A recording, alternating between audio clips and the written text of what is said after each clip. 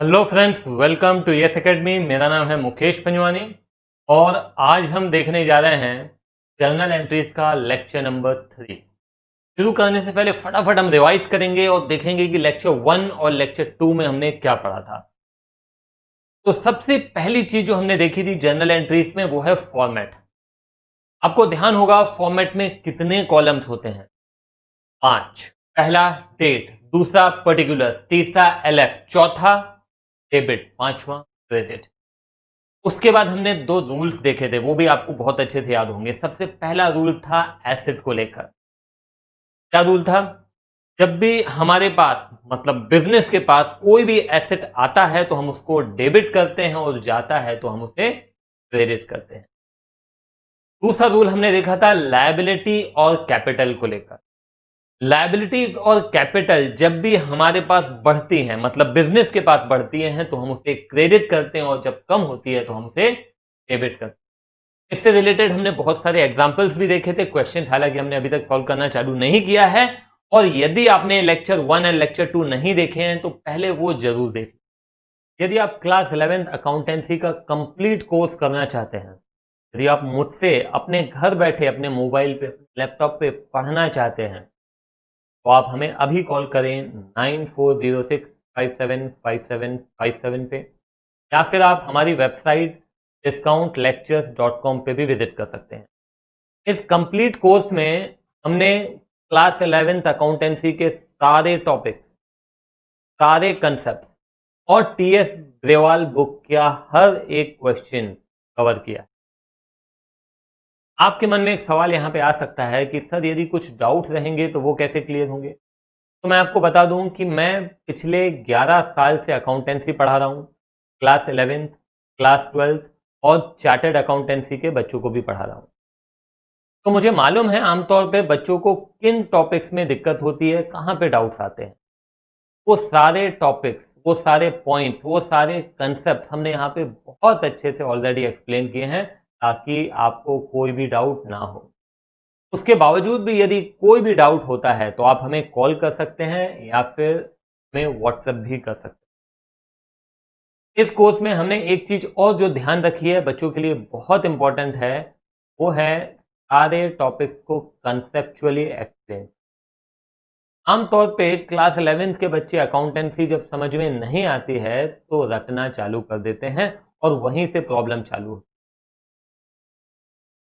मैं जब chartered accountancy के बच्चों को पढ़ाता हूं तो कई बार देखता हूं कि बच्चे जब मेरे पास आते हैं और 11th-12th उन्होंने मेरे यहाँ से नहीं पढ़ा है, तो समझ में आता है कि बच्चों ने रट के 11th-12th पास किया, और वहां पे फिर उनको चार्टर्ड अकाउंटेंसी में भी इस तरह की प्रॉब्लम्स होती। तो यदि आप अपने फंडामेंटल स्ट्रॉन्ग करना चाहते हैं, कंसेप्ट क्लियर करना चाहते हैं और 12th का रिजल्ट भी इंप्रूव करना चाहते हैं, तो डेफिनेटली आपको ये कोर्स करना चाहिए। और यदि आपके मन में कोई भी सवाल आता है तो आप हमें कॉल कर सकते हैं इस नंबर पे 9406575757। आज के इस लेक्चर 3 में हम क्या देखने जा रहे हैं? इसमें हम देखने जा रहे हैं कुछ और रूल्स और उनका एप्लीकेशन। तो आज हम देखेंगे एक्सपेंस और इनकम को लेकर क्या रूल्स हैं। चलिए शुरू करते हैं। हमारे बिजनेस को चलाने के लिए ये बहुत जरूरी होता है कि हमें बहुत सारे एक्सपेंसेस करने पड़ते हैं, जैसे कि अपने एम्प्लॉयज को सैलरी देना पड़ता है, लेबरर्स को वेजेस देने पड़ते हैं, इलेक्ट्रिसिटी बिल पे करना पड़ता है, टेलीफोन बिल पे करना पड़ता है, और इस तरह के छोटे छोटे बहुत सारे एक्सपेंसेस हमको करने पड़ते हैं। ऑब्वियस सी बात है, यदि हमको अपने बिजनेस का परफॉर्मेंस जानना है तो हमें यह भी देखना पड़ेगा कि हमने क्या क्या खर्च किया है, हमने कौन कौन से एक्सपेंसेस किए, और उसको हमें रिकॉर्ड भी करना पड़ेगा। ठीक है, तो अब हम इनको कैसे रिकॉर्ड करेंगे उस पे आते हैं। तो यहां पे भी बड़ा सिंपल सा रूल है जो कि आपको ध्यान रखना है। हम जब भी हमारे बिजनेस में कोई भी एक्सपेंस है, सैलरी है, वेजेस है, एडवर्टीजमेंट है, टेलीफोन बिल है, इलेक्ट्रिसिटी बिल है, इन सारे एक्सपेंसेस को हम डेबिट करते क्या करते हैं? डेबिट करते। बात समझ में आई? अब आप कहेंगे नहीं सर नहीं समझ। जब तक आप एग्जाम्पल नहीं दोगे हमको समझ में आना ही नहीं। बिल्कुल। तो चलिए अपन एग्जाम्पल देखते हैं। मान लो कि आपने अपने एम्प्लॉयज को सैलरी दिया, ठीक है? तो सैलरी आपके लिए क्या है? आपके लिए एक्सपेंस है, ऑब्वियस सी बात है। तो एक्सपेंस को मैंने क्या कहा, डेबिट कर, एक्सपेंस को क्या करना है, डेबिट करना है। तो ये जो सैलरी आप अपने एम्प्लॉयज को दे रहे हैं ये आपके लिए एक्सपेंस और क्या करेंगे, डेबिट कर।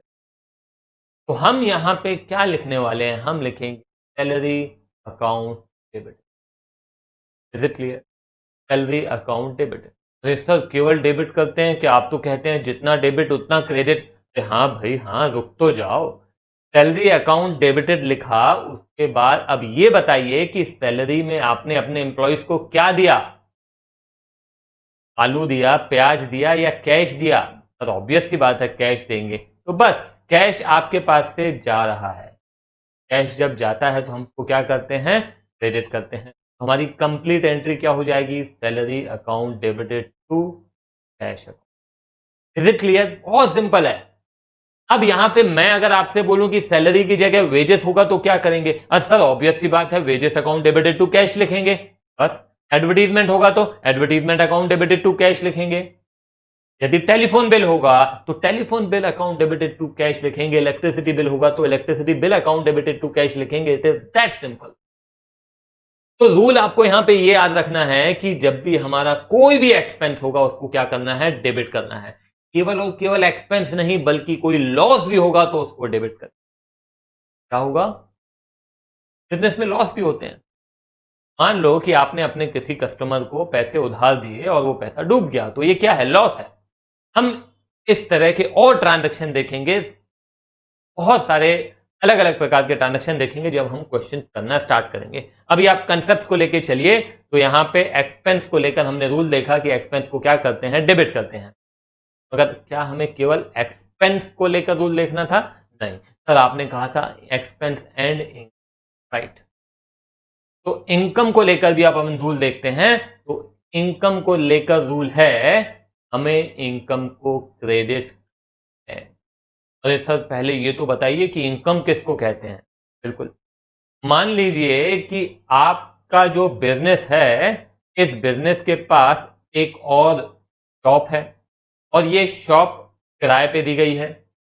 अब इसका जो रेंट हमको मिल रहा है, बिजनेस को मिल रहा है, वो हमारे लिए क्या है, कम है। उसी प्रकार से मान लेते हैं कि बैंक में आपके पैसे डिपॉजिटेड हैं और उस पर आपको क्या मिल रहा है, इंटरेस्ट मिल रहा है, वो भी हमारे लिए क्या है, कम है। मान लीजिए कि बिजनेस में कमीशन मिल रही है तो कमीशन भी हमारे लिए क्या है, कम है। तो ये है इनकम। तो इसको लेकर एंट्री कैसे पास करेंगे सर, ये बताइए अब तो आप। बिल्कुल, देखिए मैंने आपको कहा कि कमीशन आपके लिए क्या है, इनकम है। कमीशन को हमें क्या करना चाहिए, क्रेडिट करना चाहिए। तो अब यहां पे बात आती है कि सर इसकी एंट्री क्या होगी। तो आपको कमीशन जो मिली है, कमीशन में क्या मिला है, सर कैश मिला है। बस कैश मिला है तो आप क्या करेंगे, कैश अकाउंट डेबिटेड। कैश क्योंकि आ रहा है बिजनेस के पास तो कैश अकाउंट डेबिटेड लिखेंगे और कमीशन को करेंगे क्रेडिट। क्यों, क्योंकि रूल है कमीशन इनकम है और इनकम को करते हैं क्रेडिट। तो हमारी एंट्री हो जाएगी cash account debited to commission. Is it clear, हाँ सर समझ में आ गया। सर एक एग्जांपल और, बिल्कुल। अब मैं कहता हूं कि यही कमीशन आपको कैश में नहीं मिली है बल्कि बैंक में आई है कमीशन, तो फिर क्या करेंगे। तो फिर कैश आपके लिए एसेट नहीं है, अब आपके लिए एसेट क्या हो जाता है, बैंक। ध्यान रखिएगा, अगर आपको कैश मिल रहा है तो हम कैश अकाउंट डेबिट करेंगे और यदि बैंक में पैसे आ रहे हैं तो बैंक अकाउंट डेबिट करेंगे, क्योंकि पैसे आपके पास नहीं है बल्कि बैंक के पास है और अब आपको बैंक से लेना बाकी है। तो हमारी एंट्री हो जाएगी bank account debited to commission. Is it clear, very very simple. Commission cash में मिला तो cash account debit to commission, और यदि बैंक में मिला कमीशन तो bank account debited to commission.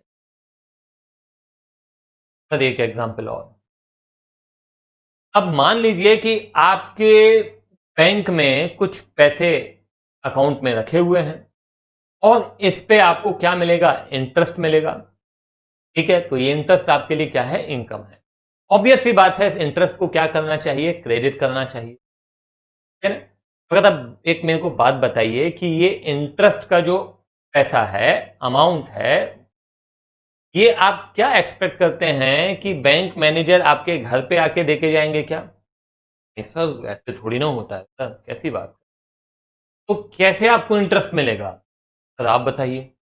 अरे भाई सीधी सी बात है कि वो इंटरेस्ट आपको घर पे नहीं देके जाएंगे, बल्कि आपके बैंक अकाउंट में ही डिपॉजिट हो जाए।